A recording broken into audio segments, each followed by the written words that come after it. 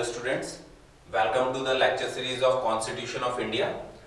आज हम अपना नेक्स्ट लेक्चर स्टार्ट करेंगे और आज का हमारा टॉपिक रहेगा प्रीएम्बल ऑफ द कॉन्स्टिट्यूशन। ठीक है, चलिए इसको स्टार्ट कर लेते हैं।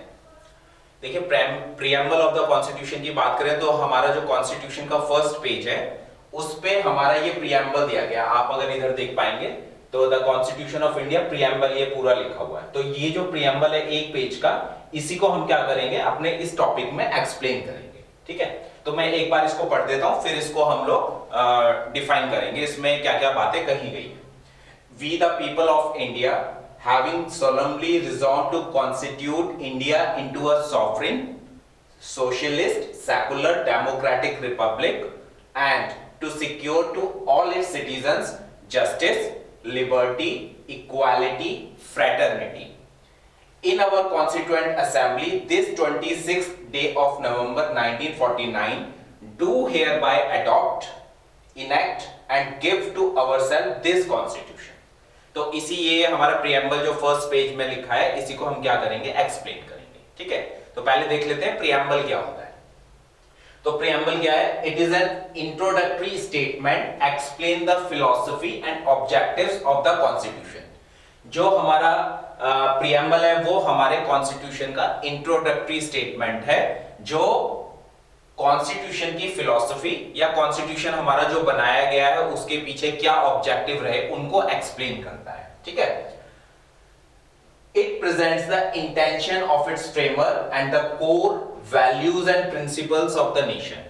फ्रेमर्स का यहाँ पे मतलब है जिन्होंने कॉन्स्टिट्यूशन हमारा ड्राफ्ट किया, मतलब हम कॉन्स्टिट्यूएंट असेंबली की बात कर रहे हैं। कॉन्स्टिट्यूएंट असेंबली में जो भी थे और ड्राफ्टिंग कमेटी में जो भी लोग थे, जैसे बी आर अम्बेडकर और उनकी पूरी टीम थी, तो उनके मन में क्या था, उनकी क्या इंटेंशन थी, है ना, कॉन्स्टिट्यूशन में क्या लिखना चाहते हैं। तो बेसिकली प्रीएम्बल हमें यह बताता है कि फ्रेमर्स की इंटेंशन क्या थी, साथ में कोर वैल्यूज और प्रिंसिपल को, हमारे देश की कोर वैल्यूज क्या है, प्रिंसिपल्स क्या है, उसको भी यह एक्सप्लेन करता है। ठीक है, तो अब इसमें अलग अलग जो इंपॉर्टेंट वर्ड्स आए हैं, कीवर्ड्स आए हैं, उनको एक्सप्लेन कर लेते हैं। पहला है इसमें we the people of India. ठीक है, स्टार्टिंग में लिखा है, देखिए we the people of India.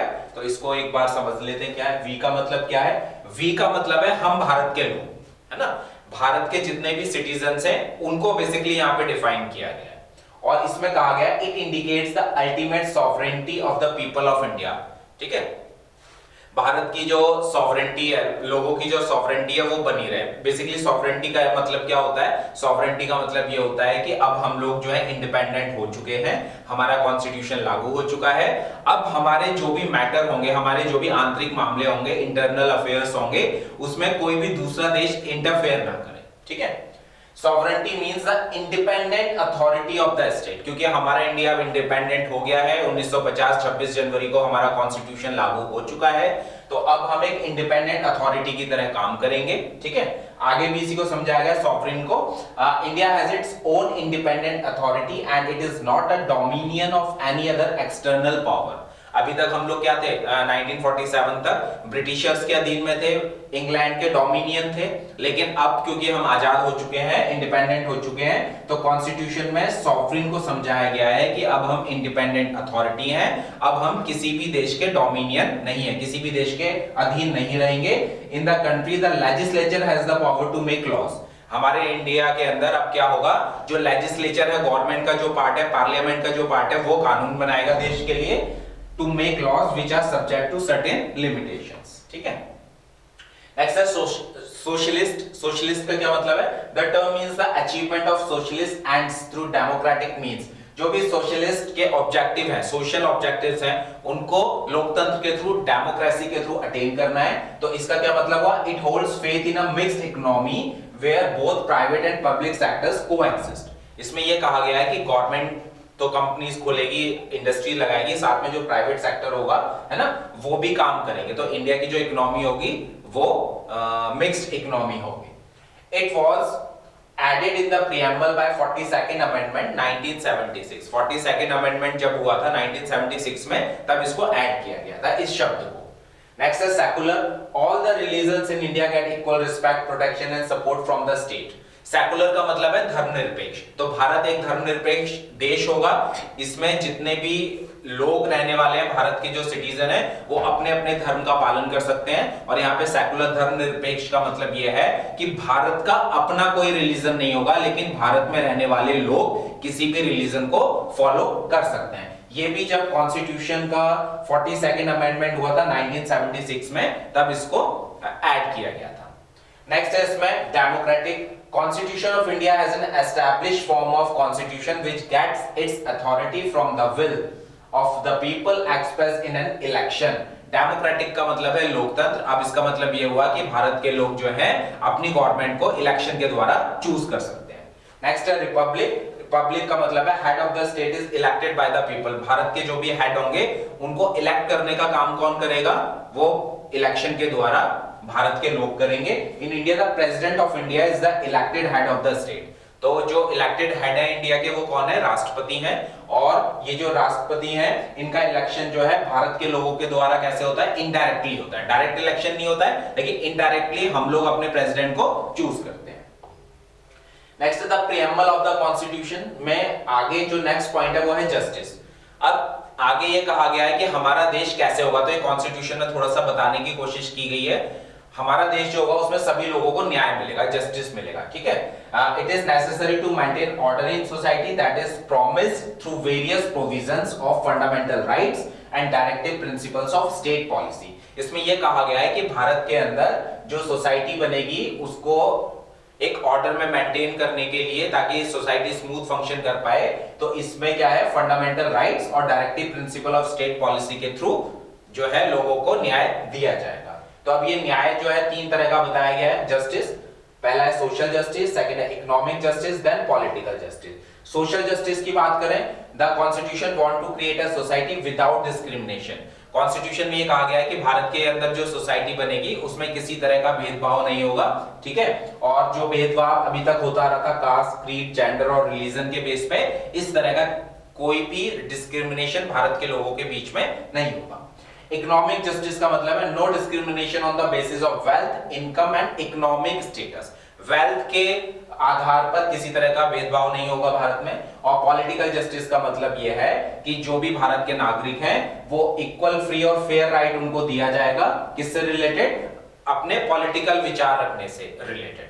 और भारत का कोई भी नागरिक जो है, जो भी एलिजिबल है, वो बेसिकली क्या कर सकता है? पॉलिटिकल अपॉर्चुनिटी जो भी अवेलेबल है उनमें पार्टिसिपेट कर सकता है, ठीक है। देन इक्वालिटी की बात कही है।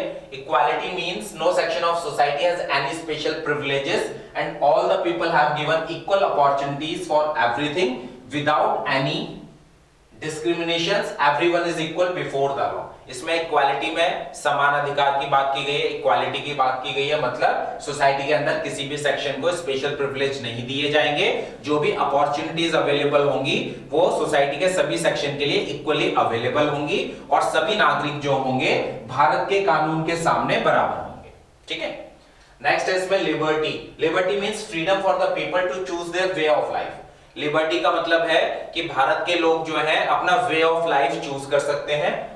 Have political views and behaviour in society, ठीक है। पॉलिटिकल व्यूज और बिहेवियर जो भी सोसाइटी में उसको चूज कर सकते हैं। लेकिन लिबर्टी का मतलब ये नहीं है, not mean freedom to do anything, है ना। लिबर्टी का मतलब ये नहीं है कि भारत का नागरिक सोसाइटी में रहते हुए कुछ भी कर सकता है कुछ भी, लेकिन उसके लिए एक लिमिटेशन क्या लगाई गई है? A person can do anything but in the limit set by the law. जो भी भारत के कानून बने हुए हैं, जो भारत की पार्लियामेंट से कानून पास हुए हैं, उनके दायरे में रहते हुए भारत का जो नागरिक है वो अपना वे ऑफ लाइफ जो है चूज कर सकता है। नेक्स्ट है फ्रैटर्निटी। फ्रैटर्निटी को बेसिकली ब्रदरहुड या भाईचारा बोलते हैं। Fraternity means a feeling of brotherhood and an emotional attachment with the country, ठीक है। फ्रैटर्निटी का मतलब यह है कि जितने भी भारत के लोग हैं आपस में उनमें ब्रदरहुड हो, भाईचारा हो, है ना, और अपनी कंट्री के प्रति इमोशनल अटैचमेंट हो। अगर हमारा अपने देश के प्रति इमोशनल अटैचमेंट होगा तो हम भारत की उन्नति के लिए, भारत के डेवलपमेंट के लिए काम करेंगे, ठीक है। Fraternity helps to promote dignity and unity in the nation. तो अगर फ्रैटर्निटी होगी, लोगों के बीच में भाईचारा होगा, तो उससे जो हमारे देश की एक डिग्निटी है, साथ में हमारे देश के अंदर जो एकता है, यूनिटी है, उसको मेंटेन करने में हेल्प मिलेगी, ठीक है।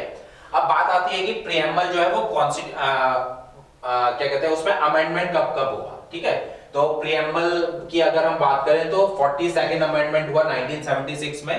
इसमें केस है Keshavananda Bharati versus state of Kerala case 1973, है ना। तो इसमें बेसिकली ये बताने की कोशिश की गई है कि प्रियम्बल जो है हमारे कॉन्स्टिट्यूशन का पार्ट है या नहीं है, ठीक है। तो 1973 में Keshavananda Bharati versus state of Kerala एक केस आया था और ये बाद में सुप्रीम कोर्ट में ये केस किया। वहां पे सुप्रीम कोर्ट ने ये माना preamble is part of the constitution, है ना। प्रियम्बल को कॉन्स्टिट्यूशन का पार्ट माना गया है।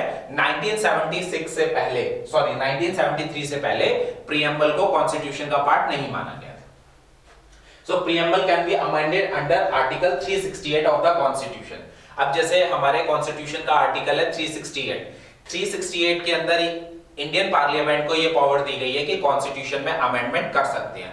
अब क्योंकि प्रियम्बल कॉन्स्टिट्यूशन का पार्ट है तो प्रियम्बल में भी क्या किया जा सकता है, अमेंडमेंट या चेंजेस किए जा सकते हैं, लेकिन but the basic structure of the preamble can not be amended. जो प्रियम्बल का बेसिक स्ट्रक्चर है उसको अमेंड नहीं किया जा सकता, ठीक है। Preamble is only amended once through the 42nd amendment act 1976। ये भी आप याद कर लीजिए कि प्रियम्बल में अभी तक एक ही बार चेंज हुआ है और ये 42nd अमेंडमेंट हुआ था 1976 में। इसमें सोशलिस्ट, सेकुलर और इंटीग्रिटी ये तीन टर्म जो है ऐड की गई थी। 1976 से पहले सोशलिस्ट, सेकुलर और इंटीग्रिटी जो टर्म थी वो हमारे प्रियम्बल का पार्ट नहीं थी, ठीक है। तो आज के लेक्चर में इतना ही रखेंगे। Thank you.